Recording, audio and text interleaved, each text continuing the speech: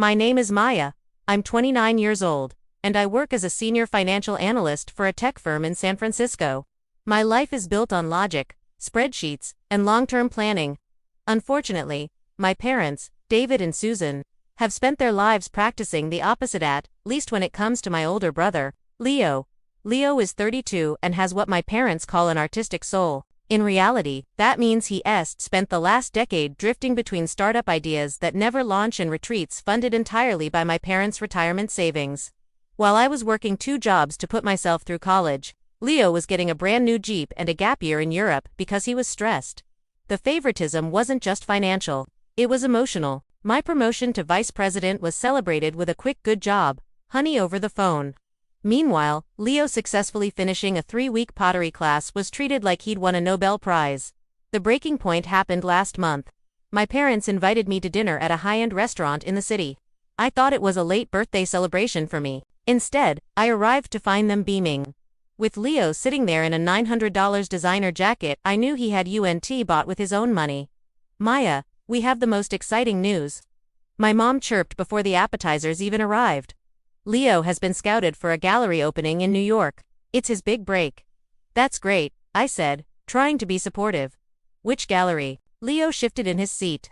"Well, it's more of a pop-up opportunity, but I need to secure the space and the shipping for my sculptures. It's about $40,000. My dad cleared his throat, looking at me with that expectant, heavy gaze I knew all too well. "Your mother and I have given him $20,000. It's the last of our liquid savings. We were hoping you could provide the other 20. Your family, Maya. And you have so much extra." "Extra?" I asked, my voice flat. "You mean the money I've been saving for a down payment on a house? The money I earned working 60-hour weeks while Leo was finding himself in Bali?" "Don't be bitter, Maya," Leo sneered. "It's an investment. I'll pay you back tenfold when I'm famous." "No," I said, "I am not giving you $20,000 for a pop-up gallery that doesn't even have a name yet." The dinner turned into an ambush. My parents called me unfeeling, materialistic, and told me I was tearing the family apart over a small amount of money. They even tried to guilt-trip me by saying they had spent their lives raising me, so I owed it to them to support their vision for Leo. I paid for my own drink, stood up, and left them with the bill for the appetizers. 2 weeks later, the emergency hit. My mom called me, hysterical. It turns out Leo didn't use the $20,000 from my parents for a gallery. He lost it all on a high-stakes crypto gambling site he thought was a sure thing. Now, my parents were behind on their property taxes, and Leo was being hounded by private lenders he'd borrowed more money from. "Maya, please," my mom sobbed. "They're going to take the house. We need $30,000 just to clear the immediate debt. You're our only hope." I sat in my quiet apartment, looking at a photo of myself at my college graduation. My parents were in the photo because they had skipped it to take Leo to a music festival. "I'll tell you what, Mom," I said, my voice cold and professional. "I won't give you the money, but I will help you." I didn't give them a dime that night. Instead, I drove over to their house the next morning with a briefcase full of paperwork. My mom greeted me at the door with a hopeful smile, probably expecting a giant check, but her face dropped when she saw I was carrying a legal folder instead of my purse. "Maya, thank God," she started, reaching for a hug I didn't return. "Did you bring the funds? The men Leo borrowed from are calling every hour." "I brought a solution," I said, walking past her into the living room where my dad and a disheveled-looking Leo were sitting. "I've spent the last 48 hours running the numbers. Dad, Mom, you're officially broke. Leo has drained your retirement, your home equity is gone, and you're months away from a total collapse.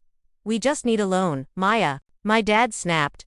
"Don't lecture us, it's not a loan, it's a buyout," I said, sliding a contract across the table. "I've already spoken to my lawyer. I will pay off the $30,000 in immediate debt. I will pay your back taxes and settle Leo's private lenders. But in exchange, you are signing the deed of this house over to me, completely." Leo jumped up. "You can't do that. That's my inheritance. You already spent your inheritance in Bali and on crypto." "Leo," I shot back. "Sit down." I looked at my parents. "If I do this, I become the landlord. You can live here rent-free for the rest of your lives, but the house is mine. And there is one more condition. Leo has 48 hours to pack his bags. He is no longer allowed to live here, and he is no longer allowed to ask you for a single cent. If I catch you giving him money, I sell the house and you move into a one-bedroom apartment I choose. My mother started weeping. You're kicking your own brother out onto the street. How can you be so cruel? I'm not kicking him out. I'm finally letting him grow up. You've spent 30 years protecting him from the consequences of his actions. I'm just bringing the bill. The argument lasted for 6 hours. They yelled, they begged, they called me a cold-blooded shark.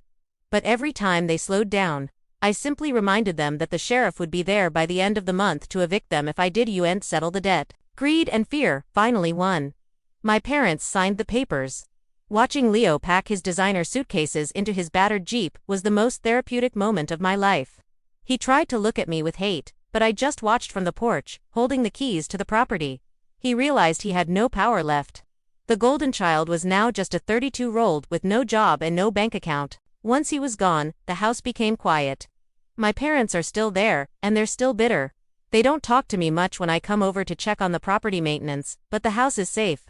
I'm paying their utilities directly, so the money never touches their hands. A few months later, Leo tried to call me from a blocked number, crying that he was working at a car wash and living in a tiny studio.